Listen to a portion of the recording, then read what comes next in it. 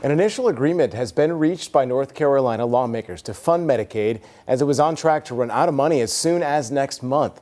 Along with keeping the program funded, leaders, they're laying out new rules aimed at cutting costs that happen in the future. WCNC Charlotte's Autumn Bracey has more about what's unfolding now. Medicaid provides funding to more than 3 million North Carolinians, and that's why health leaders say funding the program is essential. House and Senate leaders have reached an agreement to help fund the shortfall. They need to fund it.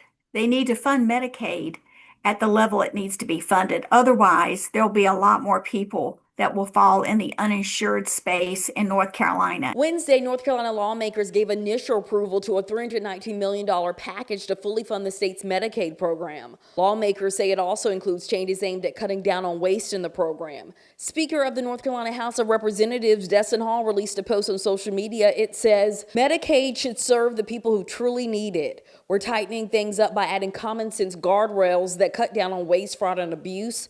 North Carolina taxpayers deserve confidence that their money is being spent wisely, and patients deserve a system that prioritizes care for those who depend on it the most.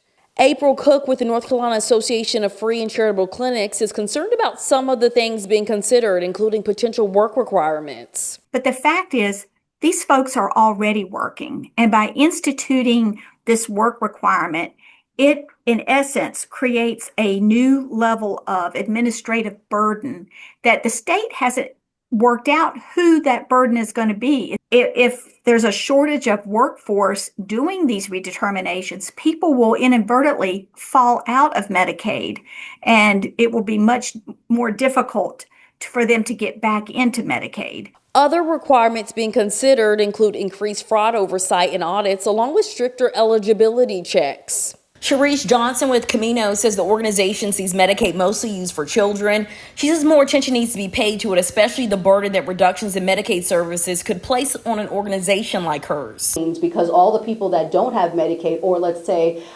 didn't receive a renewal form or weren't eligible any longer, they need to find some place that they can go to that's not going to cost them a significant amount of money. So it creates strain on us. And final votes are still needed from both the House and the Senate before the bill can head to Governor Josh Stein's desk. This could happen as early as next week. In Charlotte, Autumn Bracey, WCNC Charlotte.